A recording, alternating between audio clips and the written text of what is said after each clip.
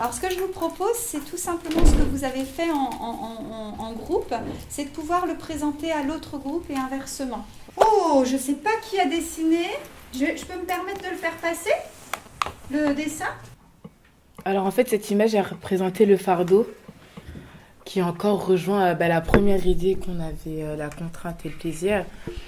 En gros, c'est pour la personne qui a dessiné cette image, en fait, il a fait que des métiers, qui lui correspondaient pas vraiment. Donc pour lui, voilà, c'était un fardeau, il trouvait pas de plaisir en soi à aller travailler. Ensuite, on a aussi au début bien parlé du travail. On a dit que, surtout sur le travail et la vie active, on a dit que ça allait ensemble parce qu'on se disait que si on ne travaillait pas, on allait rester à rien faire, on n'allait pas avoir de revenus d'argent, donc pas rencontrer de personnes ou même, pas forcément grâce aux revenus d'argent, mais je veux dire, si on travaille pas, on va pas rencontrer de personnes et on va vivre un peu comme un ermite, quoi. Et c'est surtout le contact social qu'on recherche avant tout, avec l'argent bien sûr à la fin du mois, mais c'est surtout le contact social qui revient souvent. Quand le monde du travail ne tourne pas rond, en ce moment, on parle de chômage, on parle d'argent, on parle de manque, de formation, etc. Qu'est-ce qui nous montre que le monde ne tourne pas rond? On a mis qu'aujourd'hui, dans le monde du travail, il y a un problème au niveau des recrutements, donc la discrimination, le sexe, l'orientation sexuelle, les origines, selon l'âge. On a mis qu'il y avait des préjugés qui menaient à des injustices. Aujourd'hui, on a mis aussi au niveau des expériences. Aujourd'hui, les patrons, ils demandent un certain nombre d'années d'expérience et ne pensent pas vraiment aux jeunes qui viennent de sortir de leur diplôme ou des choses comme ça. Et on a dit aussi que le salaire n'était pas en adéquation avec la dureté du travail. Et comme on le disait aussi, ça parlait d'économie, on disait que la vie était chère.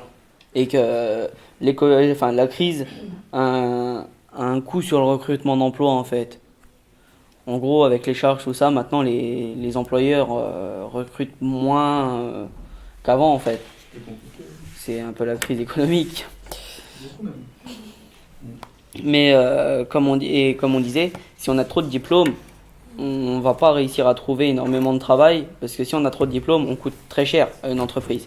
Et du coup, on disait que même s'il faut pas avoir trop de diplômes, il faut quand même en avoir au moins un. Faut quand même se former. Et moi, je disais, après, on peut faire une formation aussi pour directement monter son entreprise après avoir fini ses études. On n'est pas obligé de commencer au bas de l'échelle dans une entreprise. Il y a des formations faites pour ça. Après, il y a l'image du serpent. Alors en fait, tout d'abord, c'est pour dire qu'en gros, ça ne va pas dans le monde où on vit.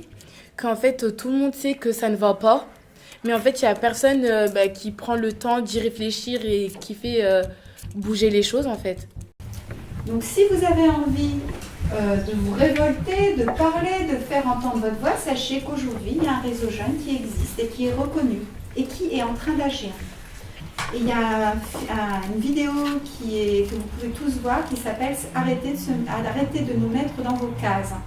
Et ça, c'est des jeunes qui se sont mobilisés et qui ont dit « il y en a marre de tout ce que vous êtes en train d'exprimer ». Et du coup, ils ont dit « qu'est-ce qu'on peut faire ?» Et les professionnels se sont rassemblés avec eux et ils ont eu l'idée de créer un réseau qui s'appelle le Réseau Jeune des missions locales.